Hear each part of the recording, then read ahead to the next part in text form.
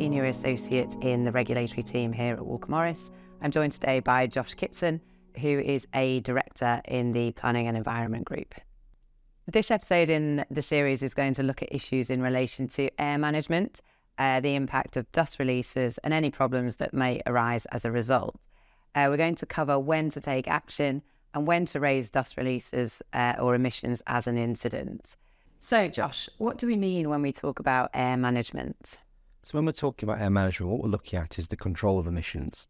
And the sort of emissions we often come across, things like dust, odour, gases, and so on, and fumes into the environment.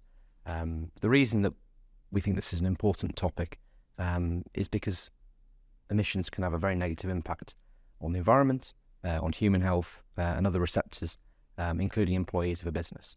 Businesses which create emissions can also be regarded as creating a nuisance, and they can also have an effect on neighbouring businesses, particularly through the emission of dust, which can have the impact on things like air filters. We therefore think it's a very important topic, and it's what we'll be going on to talk about today. It's also relevant in the context of, for a lot of businesses, in the context of their environmental permit. This will impose additional requirements, additional responsibilities, which will need to be considered. So you've mentioned a number of different types of emissions and air management issues, but I think it's fair to say that dust emissions are something that we come across most frequently. So what sort of things do we need to consider and factor into our dust management planning? Yeah, that's right. I think in terms of dust emissions, we see them coming across a variety of sectors and industries such as construction, engineering and manufacturing, obviously frequently in construction as you'd expect.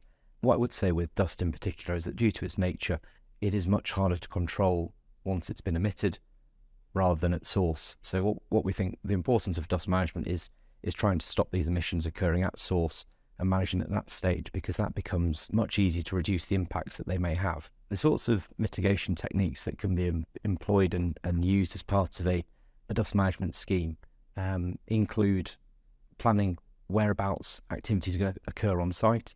So that may include things like where a material is going to be laid down, how often they're going to be moved.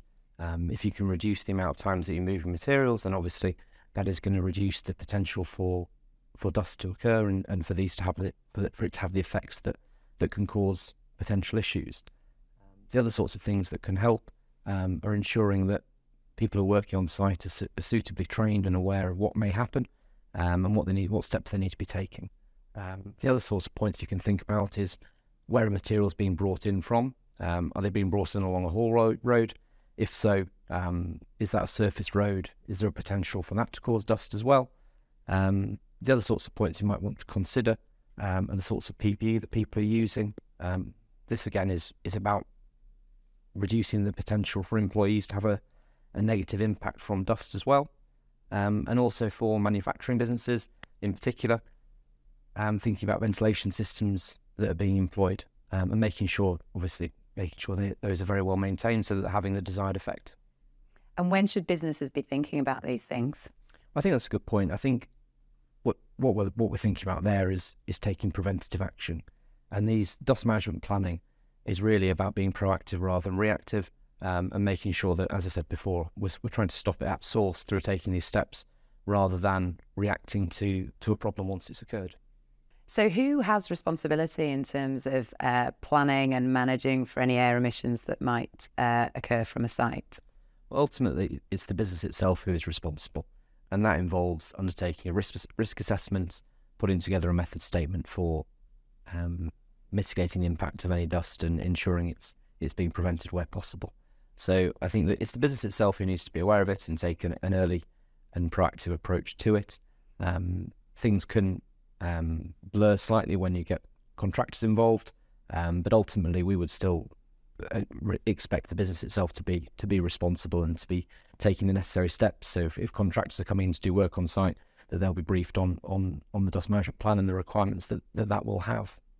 And would you expect a business to have a named individual or a specific individual who's responsible for that, or would it form part of potentially a wider role, like a environment manager or something like that? Yeah, I mean, I think different circumstances will require a different response. I think at times for individual projects, it may be sensible for one person to have ultimate responsibility for it. The most important point with this will be an appropriate seniority within the business taking responsibility for this issue, and being regularly informed as to what's happening in the compliance of the operations with that plan. And why do you think that managing air emissions is such an important issue for a lot of businesses? Well, I think there's a few points that are very important here. I mean, firstly, for when we think about dust, the effects it can have on equipment and machinery for a business can also be significant and cause additional costs for a business. But putting that to one side, I'd say there's probably three particular important issues. The first really is the penalties that can be imposed for a breach of legislation. There are various different offences that could be committed in relation to emissions to the air, and we won't cover them all now. But I think what's most important to consider at the outset is the fines for environmental offences can be unlimited, and this can mean significant costs to the business if a criminal prosecution is brought. The second point is reputation. The reputational damage of a criminal conviction can be quite significant. It can also lead to the local pressures on the business if there's significant negative publicity about a breach of an environmental legislation. The third point I'd make really is the issue of the cost of the business. So I don't just mean the financial penalty for a criminal conviction. It's the cost of the business of the time spent dealing with these sorts of issues. And that's why we find where if a proactive approach is taken at the outset to minimise the risk of these sorts of issues occurring, yes, there's a time cost of putting that time in at the outset, but that will certainly save time if an issue arises later and needs to be dealt with. Yeah, there's a case that I'm working on at the moment, which I think sort of includes all of those points that you've mentioned. It's a permitted site, so they're repeatedly getting permitting breaches recorded against them for escape of dust and emissions. In addition, they're also upsetting their local neighbours. This is a site that's been there for quite a long time, but due to various sort of management issues, they've had a number of complaints recently, one of which is from a neighbouring site where so much dust and debris has left the site that it's fallen onto to our client's roof, and ultimately has blocked the water drainage on the roof and caused flooding in the property. So that business has now launched. Obviously, they've flagged the issue to the regulator. They've made complaints to the local authority, to the Environment Agency, and to the local MP, and also various local businesses and local residents are joining forces to try and get some action undertaken against the operating site. So really, they've got, they're being sort of targeted from a number of different directions, all because of an issue that could have been addressed and stopped very early on. So what sort of practical things and advice could you give to try and minimise the potential for issues to arise?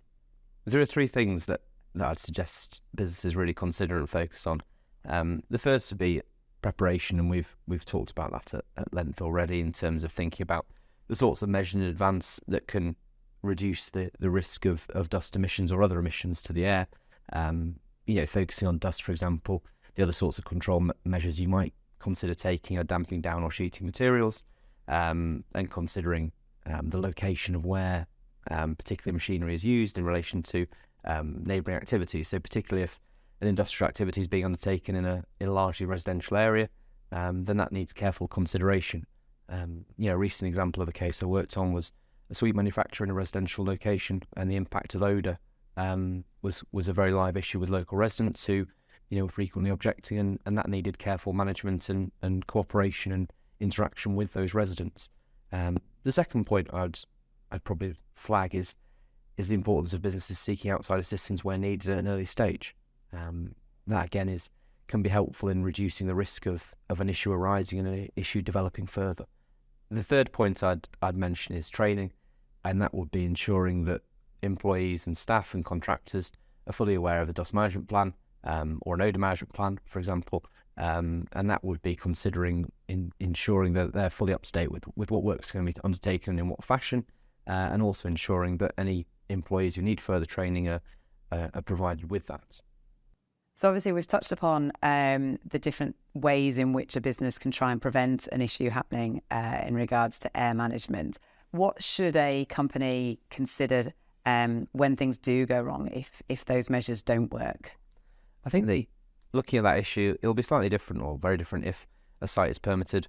If there's a permit in place and there's been a breach of the controls in that permit in relation to emissions, then that will need considering, immediately, and a response will need putting together.